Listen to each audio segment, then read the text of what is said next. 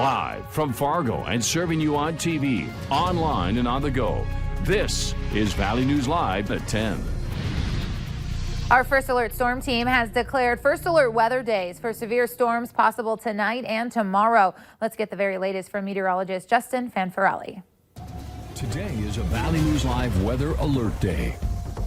And thank you, Beth. Good evening, everybody. Here is a live look outside on our First Alert Skycam. This one is in Dickinson, North Dakota, and we've been tracking these storms out of western South Dakota, now getting into portions of southwestern North Dakota. You can see every once in a while some lightning as we look off to the south. Now, we do have a severe thunderstorm watch in effect for most of central and western North Dakota. This does include the Devil's Lake Basin and the James River Valley. It goes until 4 a.m. as we continue to track these really nasty, severe thunderstorms that are continuing to make their way toward us. We have severe thunderstorm warnings up and down this line, basically from Dickinson to Bismarck south toward the South Dakota border, all the way toward Pierce, South Dakota, and beyond into Nebraska. Here's what it looks like on the map. They continue to approach at around 65 miles per hour, and they are a couple hours away, should be getting into our viewing area by around the midnight hour. And between midnight and 4 a.m., the best chance of having some severe thunderstorms as we stay windy, and it will be mild overnight with lows near 70. It's round 1 of 2. Another even better chance of severe storms for tomorrow evening. Details on that coming up a little later on in the newscast. All right. Thank you so much, Justin. Make sure you have the Valley News Live Storm Team weather app so you can keep up with the weather anytime, anywhere. Just search VNL Weather in the App Store and download it for free. Well, the Fargo Police Department has made another arrest connected to the riots in downtown 1 week ago. Police say they've arrested 22-year-old Simon Habanamana of Fargo for 2 felonies, armed rioter and attempted assault on a peace officer. Habanamana is listed on the Minnesota State University Moorhead football roster. MSUM Athletics Director Doug Peterson said in a statement he is aware of the arrest and still working to gather more information. Fargo police say 18 people have now been arrested in connection to the riot 1 week ago. The state of North Dakota announced another death today linked to COVID-19. The state's death toll is now at 72. 56 of those deaths are because of the virus. 8 patients died with the virus, and 8 death records are still pending. Overall, another 71 positive cases were reported today, 46 of those in Cass County. The state completed just over 4,000 tests yesterday. Nearly half of those were people tested for the first time. The active case rate in the state is now at 476. Well, since April 6th, people in nursing homes and long-term care facilities in North Dakota have been unable to meet with their families due to a visiting suspension ordered by Governor Doug Burgum. This is now changing. Valley News Team's Alexandra Kay talks with one of the leaders of the committee that's behind the push to bring families back together.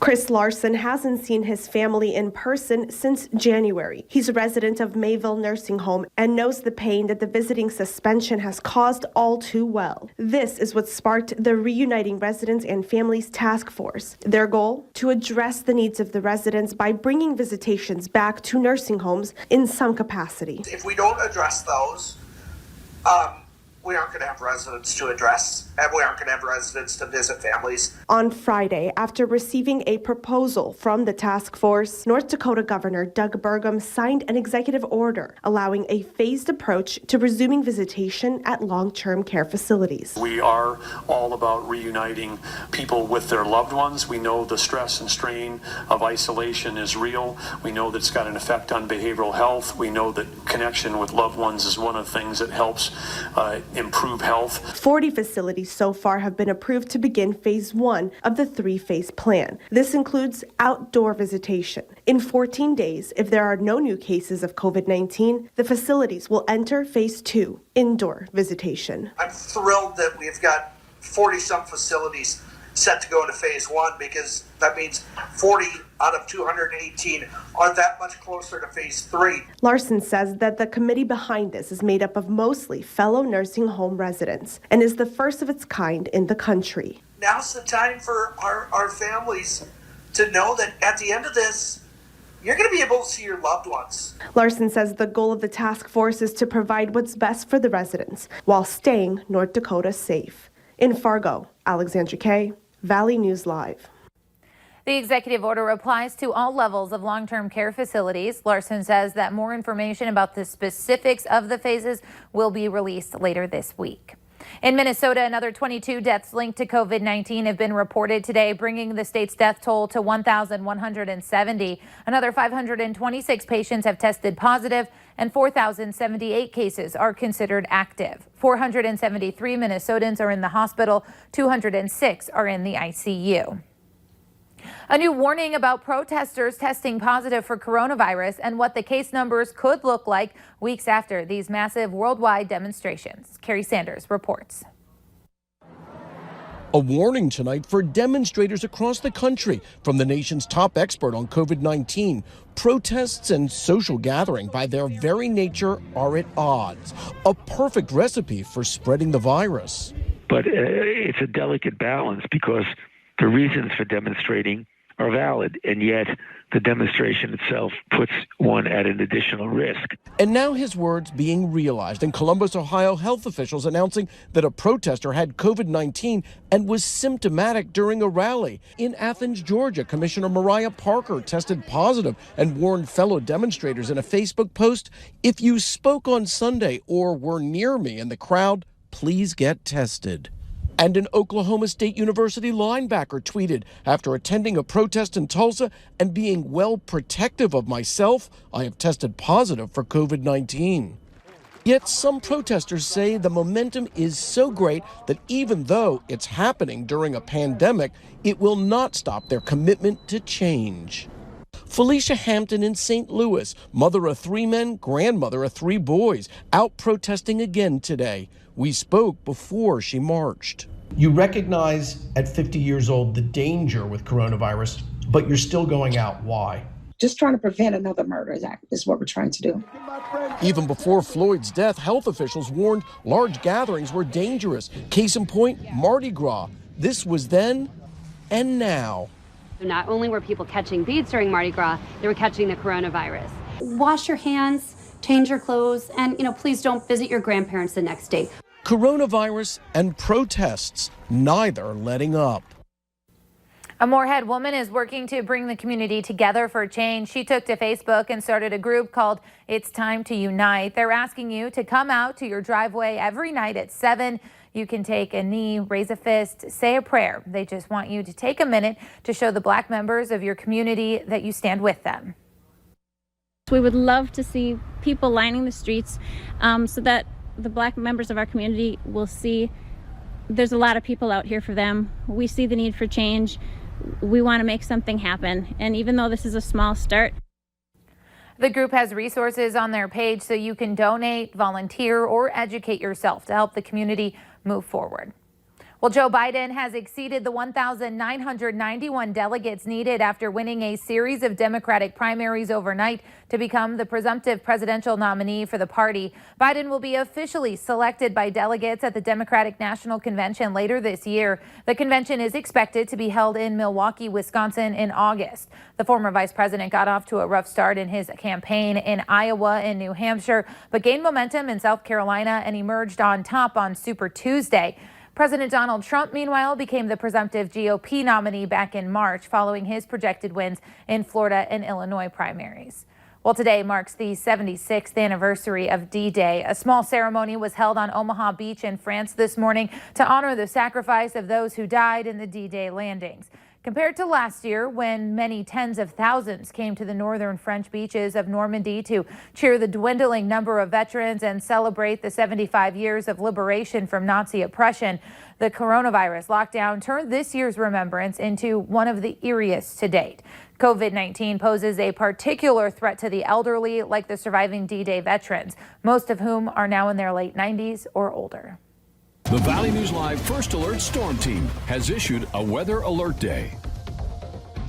And we are calm right now as we look at our first alert Skycam in Fargo, looking off to the west because that's where the storms are going to be coming from, and they'll probably be here within the next 2 to 4 hours. Let's take a look at the severe weather risk, and this is for our viewing area. Into the James River Valley this evening, a slight risk, marginal risk everywhere else. This is round 1 of 2, which is going to happen overnight. We have another round of severe weather, and this one has a higher risk, an enhanced risk of severe weather for most of the viewing area. That will be between 8 p.m. tomorrow and 2 a.m. on Monday. Now, this basically means that an enhanced risk, numerous severe thunderstorms possible, maybe a few tornado warnings, several reports of wind damage is to be expected, and maybe 1 to 2 inch hail. So 2 rounds of severe weather, 1 overnight and 1 tomorrow evening. Temperatures around the region. Now, we had a lot of cloud cover, some rain today.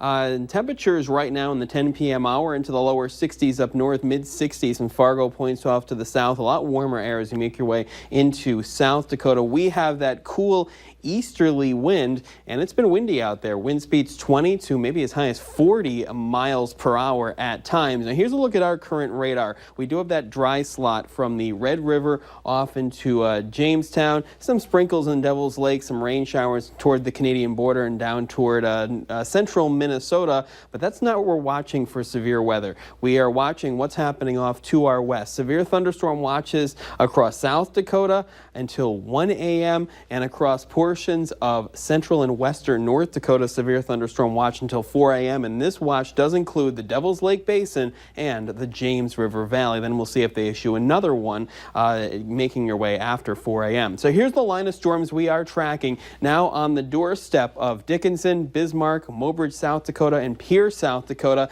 This line of storms have a history of producing 70 to 80 mile per hour winds as they were going through the Belle Fourche area in South Dakota, and they are weakening but still could be severe as they are approaching our viewing area. The line of severe thunderstorms has stretches from the Dickinson area just on the doorstep of Bismarck all the way down towards South Dakota, and these are prolific wind makers, so be prepared for wind damage as they are about 150 miles away from our viewing area right now, moving pretty quickly, around 65 miles per hour, should be here by around the midnight hour. Low pressure system continuing to move off to the east very slowly, but until it gets past us, we will have multiple days of severe weather in store.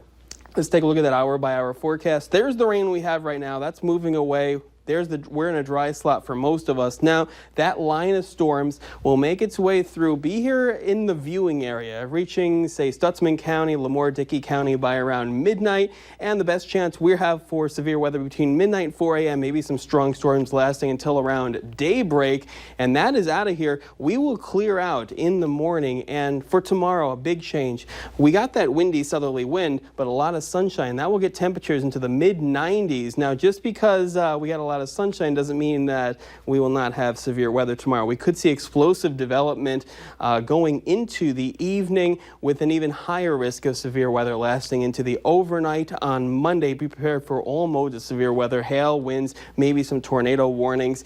And as we make our way through the day on Monday, more of the same. That system hasn't passed yet. We're going to be into the 90s once again for most of us. And another chance of severe weather, this time where it's going to be into Lakes Country, northwestern and north central Minnesota. Already issued a slight risk of severe weather for Monday. So this is round 1 of 3 that we're going to be tracking over the next, for tonight, Sunday into Monday, next 3 nights. Temperatures into the lower 90s Monday, but back into the 70s. System works out on Tuesday.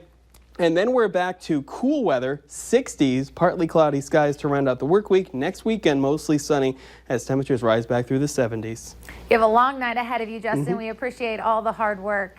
Well, still ahead tonight, a young girl in Grand Forks used her lemonade stand for good.